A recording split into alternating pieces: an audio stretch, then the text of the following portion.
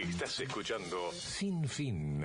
Actualidad, cultura, política, música y espectáculos. Un sinfín de noticias. Con Mariela Boschi y Matías Canzoneta. Y vamos a hablar, porque ya se empezó a expandir la información. Empezamos con el tema de que se lo llama viruela del mono y no hay que decirle viruela del mono porque se contagian también mamíferos y no sería entonces solo viruela del mono. Pero vos vas a buscar la noticia y dice la viruela del mono. Alerta por viruela del mono. Todo el mundo dice viruela del mono y no es viruela del mono. Bueno, después tenemos esta cuestión. Hay una alerta global por la Organización Mundial de la Salud debido a la rápida transmisión de esta enfermedad y un exponencial aumento de casos. Vamos a hablar con la doctora Dolores Serra, que es médica especialista en infectología, porque conocemos muy poco. Ya pasamos por el tema de la pandemia y estamos un poquito curados de espanto, entonces lo mejor es recurrir al que sabe y llevar tranquilidad, ¿no? Así que le damos la bienvenida a Dolores. ¿Cómo está, doctora? ¿Todo bien? Muchas gracias, buenas tardes. Acá estamos, Mariela y Matías, para charlar un poquito sobre esta alerta global. Segunda vez, la primera fue en 2022, cuando la Organización Mundial de la Salud emite una alerta por esta enfermedad que es propia de la República Democrática del Congo, que afecta a varios países de África, pero que se empezó a expandir. Y dicen que ahora es como más, no sé si peligrosa o más transmisible que la vez anterior, porque ya no hace falta contacto sexual, o sea, con un simple contacto estrecho podemos estar en riesgo. Así es, Mariela, tal cual como vas informando. Primero con respecto al nombre, sí, ya no se dice ni viruela del mono ni viruela símica, sino que ya es el mpox o monkeypox, para evitar la estigmatización, por eso, o sea, es la abreviatura de monkeypox en inglés. Sí, básicamente es una enfermedad, o sea, una infección transmisible a través del contacto directo, estas ampollas y vesículas tan características y que tanto nos llaman la atención cuando las vemos, bueno, por las redes, por la tele, por todos lados, que bueno, y causan bastante impresión, por la transmisión de persona a persona, sobre todo por este contacto directo tan estrecho, y que bueno, estas vesículas además sacan una secreción que puede ser muy, muy contagiosa.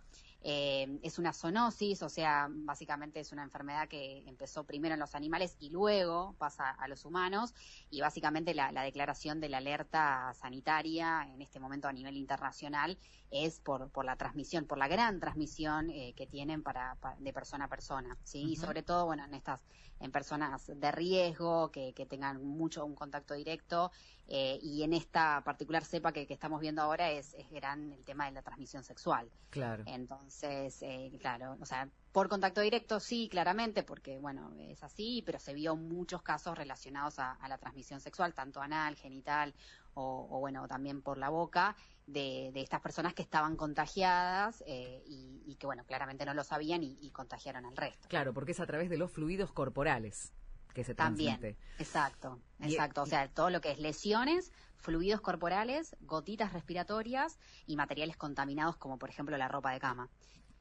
Pero en este brote en particular, la vía sexual directa parece estar jugando realmente un papel muy importante a través del contacto directo de mucosas. Y bueno, volvemos con el tema de la transmisión de animales a humanos también, ¿no? ¿Cómo está? Ya nos pasó con el tema de la pandemia por coronavirus, con la gripe aviar, con tantas otras cosas que hemos estado viendo. ¿Por qué hay una explicación que se pueda decir de manera simple para entender por qué están pasando estas cosas? ¿Tiene que ver con medidas de higiene, con el hacinamiento de los animales? ¿Por qué pasa tan seguido?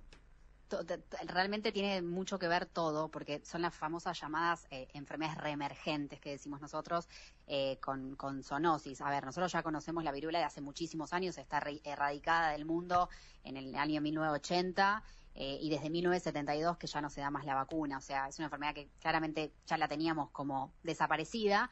Ahora, si bien esta no es exactamente la viruela, pero es del mismo tipo, lo que significa que puede transmitirse de animales a humanos, pero bueno, ahora lo que estamos viendo es que se propaga muy fácilmente de persona a persona.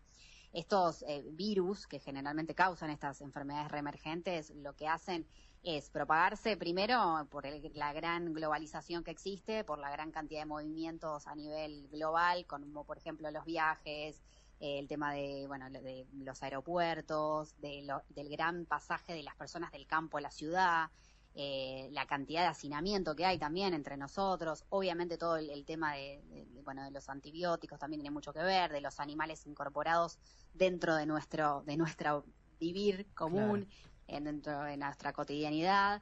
Entonces, todas estas cuestiones hacen que estas enfermedades, no solamente más allá del COVID, estoy hablando de gripe aviar, estoy hablando de viruela del mono y todas las que se van lamentablemente a venir, pero la verdad es que es por eso, por la gran globalización que estamos viviendo.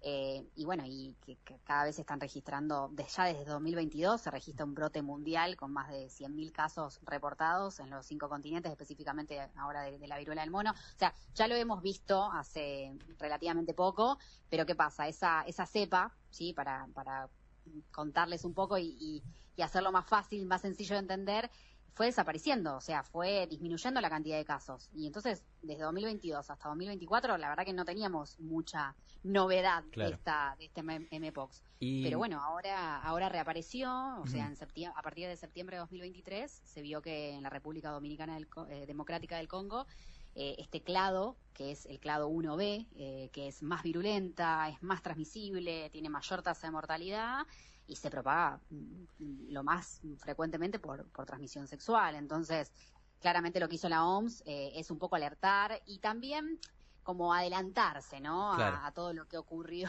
con la pandemia, ya lo hemos visto con COVID, como con SARS-CoV-2. Entonces dijo, bueno, ya lo alertamos a todo el mundo para que ya todos de entrada sepan, no solamente el sistema sanitario, sino también toda la población, para que estén al tanto de esta alerta sanitaria. Y los cuidados, doctora, y hablábamos que en el 2022 ya se conocieron algunos casos. ¿Se pensó en alguna vacuna o solamente, es una prevención por el momento?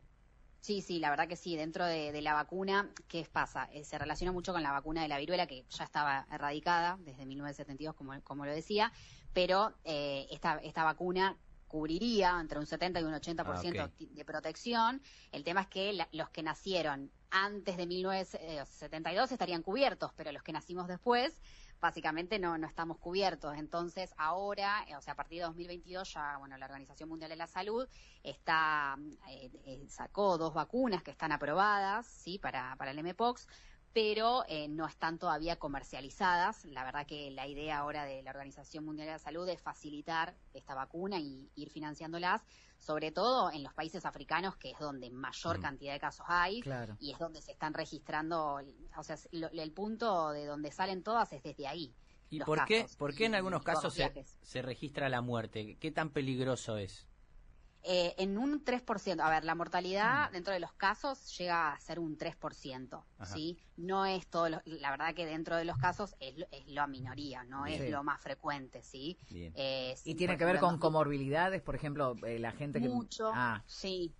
Inclusive hay que, por ejemplo, acá en 2022 tuvimos 1.000 casos, acá en Argentina, y 5 muertos.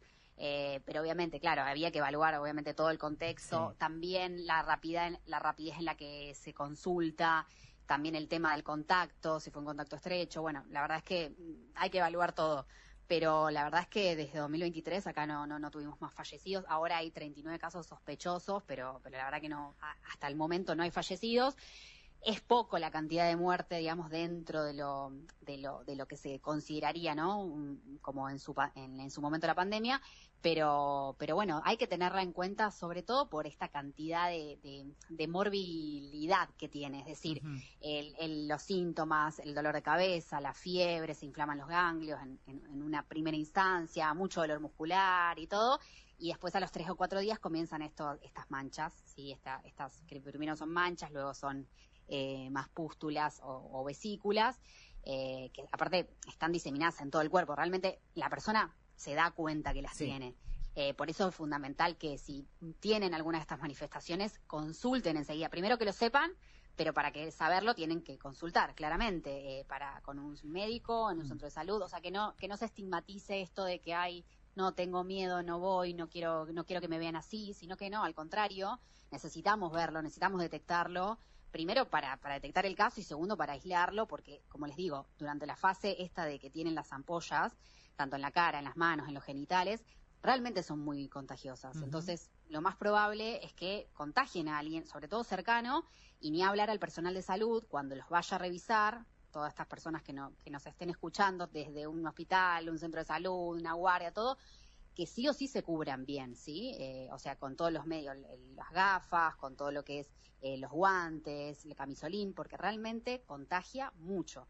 Y ustedes tengan en cuenta que nosotros, o sea, a partir de 1972, los más jóvenes no estamos vacunados contra la viruela. Entonces, podemos ser proclives a contagiarnos. Entonces, claro, fundamental, las medidas de cuidado, de aislamiento, obviamente de lavado de manos, pero también al atender a estos pacientes, sí o sí, digamos, protegernos bien para evitar esta contagiosidad que es tan frecuente. Y una vez detectada, ¿no? Porque incluso la Organización Mundial de la Salud está pidiendo, sabiendo esto que vos estabas contando, que por ahí puede haber un subregistro de casos por esta vergüenza o por no querer ir o por temor o lo que fuere, o países que dicen no queremos reportarlo para que no nos pase como en la pandemia, que los cierres, ¿no? Y hay como un fantasma bastante grande con todo eso. Están pidiendo que por favor reporten los casos por esto que vos decías, para evitar una propagación mayor. Una vez detectado, la persona se da cuenta, tengo algo, bueno, voy al centro de salud. ¿Qué se hace más allá del aislamiento y las medidas preventivas para no contagiar? ¿Cómo se trata esto? ¿Se pone alguna crema, un ungüento? No, básicamente el tratamiento es sintomático, o sea, es una enfermedad viral, esas ampollas en 2 a 4 semanas resuelven, sí, obviamente si tiene un curso leve, sí, lo más probable que resuelvan, y en 4 semanas el paciente, digamos, ya no tiene más ninguna de las lesiones, sí, es sintomático, sobre todo para el dolor y todo. El tema es que el sistema de salud, obviamente, se tiene que ajustar todo el tema del diagnóstico, el monitoreo primero de la enfermedad infectocontagiosa y el diagnóstico de los casos. Sobre todo para empezar a diagnosticar el seguimiento genómico, que digo yo, que es, digamos, diagnosticar específicamente qué cepa es. Porque en base a esa cepa, que la mayoría de los casos que están ocurriendo acá en Argentina son de la cepa de la 2, o sea, de la anterior, de la del brote del 2022, que dentro de todo es la que viene de afuera, ¿sí? Que es la de los viajes y todo. Pero el tema, que el clado 1B, ¿sí? Que es esta más reciente, que es la que está dando la alerta sanitaria, tenemos que detectarla para ver si entra en el país, porque recuerden que les dije que es más virulenta, más transmisible y con mayor tasa de mortalidad. Claro. Entonces, por el momento los casos de Argentina no son del clado 1B, pero tenemos que empezar a detectarlo, sí, fundamental. Por eso es fundamental que el paciente consulte y nosotros hagamos el diagnóstico genómico correspondiente. Sí, y aparte pensaba qué difícil, porque las recomendaciones, ¿no? Aislarse en una habitación separada, pedirle a amigos y familiares que te ayuden a entregar las cosas que necesitas, ¿no? Usar un baño separado o limpiar y desinfectar. Me imagino que esto no es posible en la mayoría de los hogares, porque no tenemos tantos ambientes como para aislar una persona o un baño extra para que esa persona. Entonces, hay que tomar precauciones porque ya desde el punto de vista habitacional no podemos cumplir con las medidas básicas sanitarias. Sí, un poco eso nos hace, todo lo que estás comentando nos hace recordar claramente la pandemia. Sí. Ya lo hemos vivido, lamentablemente. Esto es un poco, sí, también la consecuencia. Estos pacientes generalmente, la mayor cantidad de casos son leves y por lo tanto se aíslan y están en casa, o sea, pueden moverse, pueden levantarse, respirar, todo, o sea, no tienen dificultad respiratoria, por ejemplo, se pueden controlar los síntomas en casa, con termómetro, o sea, con cosas sencillas dentro de todo.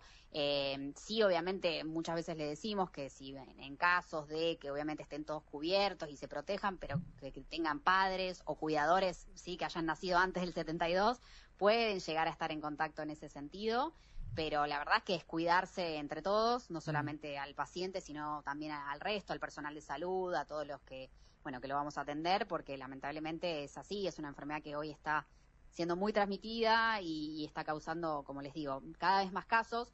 No es para preocupar en el sentido de que ya está instalado como pandemia, o sea, no, eso es muy importante decirlo, o sea, no es una pandemia. No es para preocupar, sino como para estar alertas y conocer y entenderlo, que puede llegar a pasar que esto aumente el número de casos, sí, es así, pero es muy importante esto de la información en salud, que bueno, un poco ya lo venimos haciendo, muchos médicos para tratar de que esta información llegue, sí, y que se expanda y que obviamente estemos prevenidos, sí. ¿Algún consejo también para embarazadas o lo mismo que nos viene diciendo, doctora? No. Lo mismo. Sobre todo los que más tienen que tener cuidado. A ver, obviamente la población en general, siempre, pero la población de riesgo en particular en esta enfermedad son los hombres que tienen sexo con hombres. ¿Sí? Es donde mayor cantidad de casos se vio que están ocurriendo. Por lo tanto, y obviamente sin preservativo mucho más. Claro. Pero ¿qué pasa? A veces pueden utilizar preservativo, pero también por el contacto con estas lesiones, con el contacto directo, y ya está. Te vas a contagiar igual. O sea, te cuidas con preservativo, pero diste un beso. Entonces, claro, diste un beso, tocaste una secreción, la ropa de cama. Entonces digo, fundamental que si una persona tiene o se ve algunas de estas manchitas, que está bueno siempre contarlas y colocarlas ahí por las imágenes para que ya se den cuenta cómo son, que son primero manchas y después vesículas y ampollas que después se rompen y sale una secreción. Bueno, de esa secreción es muy contagiosa, por lo tanto, si compartiste una relación sexual, quizás en las últimas 2-3 semanas, y obviamente no hubo cuidado, sino que hubo un contacto directo bastante estrecho, bueno, claramente ahí tenés que tener en cuenta ese contacto y las lesiones para estar prevenidos y evitar que obviamente se siga contagiando, ¿sí? Y consultar. O sea que es una epidemia, pero en África, no es... Claro. Todavía en no. África, en África es una emergencia sanitaria porque ya está en 16 países de África. Claro. O sea, el CDC africano ya lo evaluó como una emergencia sanitaria por la gran cantidad de casos en África. Ahora la OMS lo que está haciendo es básicamente no dejarse estar, un poco por todo lo que pasó con la pandemia por SARS-CoV-2, y decide declarar al mpox como una preocupación internacional, una emergencia sanitaria que no es pandemia, pero que obviamente si no se toman las medidas esto se puede diseminar ya no solamente a los hombres que tienen sexo con hombres, sino que a todo el mundo. Entonces, fundamental está tenerla en cuenta. Yo siempre digo que la información es poder, por lo tanto que nosotros sepamos de esto, ya estamos prevenidos. Claro. Y no solamente en el sistema de salud, sino que todos tenemos que conocer esta enfermedad para evitarla, prevenirla y estar atentos si llega a pasar, porque lamentablemente, a ver, ahora como ya lo vimos en la pandemia, o sea, primero empezaron algunos de riesgo y luego empezó todo el mundo. Entonces, claro.